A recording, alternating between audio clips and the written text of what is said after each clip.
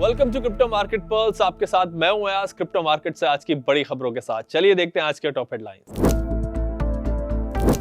Bitcoin में लगातार 8वें दिन तेजी, प्राइस $75,000 के ऊपर। ऑस्ट्रेलिया में क्रिप्टो रेगुलेशन को मिला सेनेट कमेटी का सपोर्ट। माइकल सेलर ने बिटकॉइन में फिर की बड़ी खरीदारी।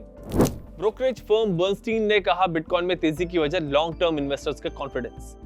बिटकॉइन ने लगातार 8वें दिन तेजी दिखाते हुए $75,000 का साइकोलॉजिकल बैरियर पार कर लिया। इस प्राइस पर मार्केट में करीब $300 मिलियन के शॉर्ट्स लिक्विडेट हुए। कल वेस्ट एशिया टेंशन पर यूएस ने कहा कि वो ईरान के ऑयल टैंकर्स को स्ट्रेट ऑफ हॉर्मुज से गुजरने दे रहा है। इस स्टेटमेंट को मार्केट ने पॉजिटिवली लिया। बिटकॉइन ईटीएफ्स में $60 बिलियन के इनफ्लो के साथ एक सॉलिड रिकवरी देखने को मिली। ऑस्ट्रेलिया की सेनेट इकोनॉमिक्स कमेटी ने सेनेट से नए क्रिप्टो बिल को पास करने की सिफारिश की है। इस बिल के जरिए क्रिप्टो एक्सचेंजेस और टोकनाइजेशन प्लेटफॉर्म्स को फाइनेंशियल सर्विसेज फ्रेमवर्क के अंदर लाया जाएगा।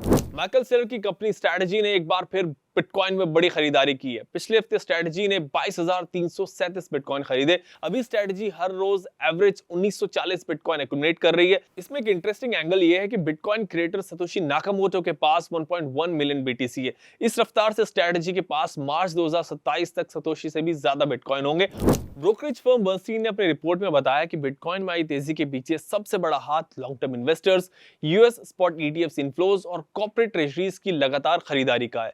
बर्नस्टीन के मुताबिक बिटकॉइन की टोटल सप्लाई का 60% एक साल से ज्यादा वक्त से लॉन्ग टर्म इन्वेस्टर्स ने होल्ड किया हुआ है।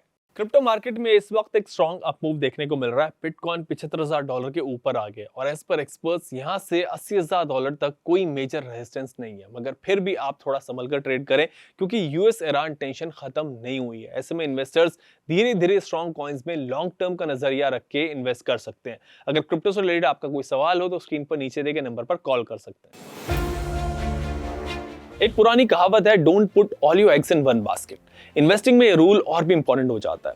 एक सिंपल सा एग्जांपल लीजिए, अगर आपने अपना सारा पैसा सिर्फ एक ही कॉइन में लगा दिया है और उस प्रोजेक्ट से जुड़ी कोई नेगेटिव न्यूज आ गई तो आपका पूरा पोर्टफोलियो इंपैक्ट होगा।